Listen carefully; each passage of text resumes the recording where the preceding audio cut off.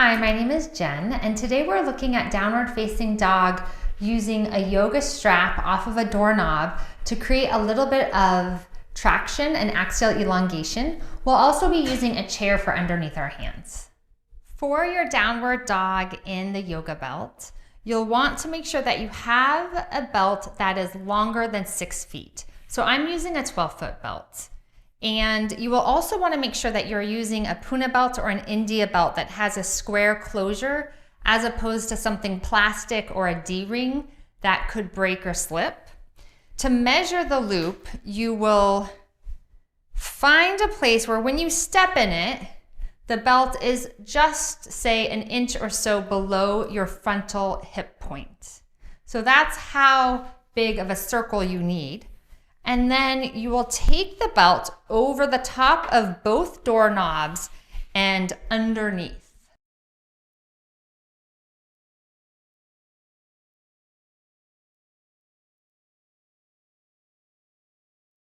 Then you'll want to come into your belt. So it's usually safest to bring the belt over the top of your head. And then you can double check to make sure it's still on both doorknobs. You'll step forward and place the belt into your hip crease. And then from here, stand nice and tall. Make sure your toes are matched on both sides of the center line. And you'll crease at the hips and come into your half forward fold with your hands under your shoulders. Then from here, you're placing weight into the belt and you're going to start to walk your feet back. And you'll also start to scoot the chair forward. It really means you have to trust the belt, you're putting weight into it.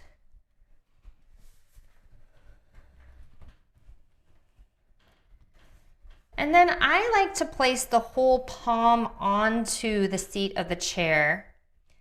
I try to have my 4 fingers together and my thumb apart like I'm wearing mittens. And you're just finding as much length through the spine as possible.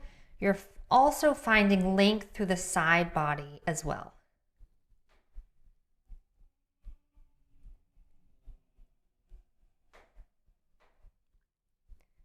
A few things to note is that we really want to stay neutral through the neck. So you don't want to be up like this with a short neck in the back. And you also don't want to let your head fall through your arms. That can be really hard on your shoulder girdle. So I am pressing the hands down into the chair.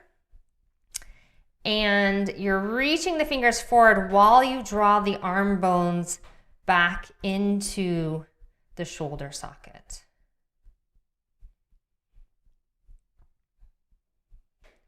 Now, if you have some trouble with your shoulders, another option is to bring the chair under you to fold the arms. And I would probably want to place a blanket so that I could rest my forehead on the blanket.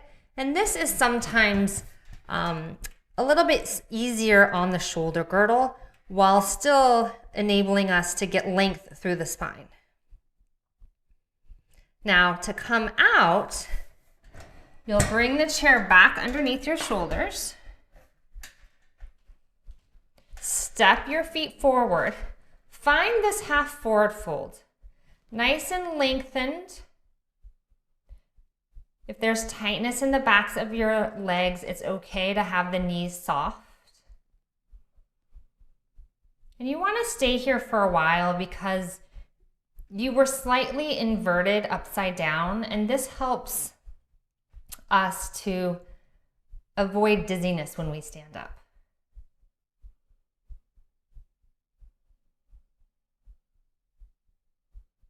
And then you'll place the hands on your waist, keeping weight into the belt. Press your feet down to come back up to standing. Nice and tall. And then you can step back and again take the belt off over the top of your head.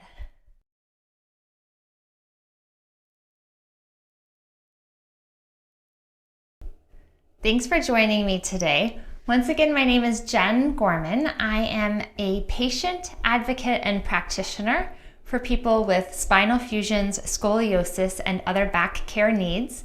If you'd like more information, you can find me at scoliosisandbackcare.com. Thanks so much.